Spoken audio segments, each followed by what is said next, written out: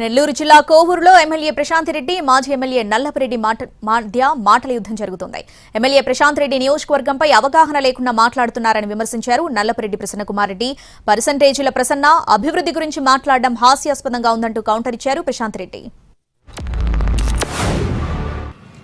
అవగాహన లోపంతో ఏం మాట్లాడుతున్నారో కూడా అర్థం కాని పరిస్థితుల్లో ఎవరో ఒక వైట్ పేపర్ మీద రాసిస్తే నియోజకవర్గంలో పర్యటించడం, అది చదవడం తప్ప 1 ఇయర్లో వీళ్ళు చేసింది శూన్యం.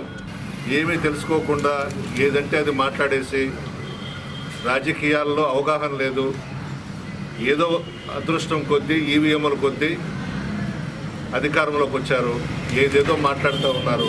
నువ్వు ఎక్కడ చేయబెడితే అక్కడ అవినీతి. అతను పీజీ చేసింది అవినీతిలో, నేను నీతి నిజాయితీలో పీజీ చేశాను. అవును, నేను రాజకీయ అజ్ఞాన్నే. ఎందుకంటే నాకు రాజకీయం తెలీదు.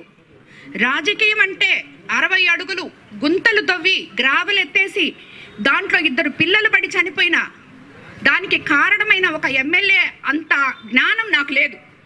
కాబట్టి నేను రాజకీయ అజ్ఞాన్నే.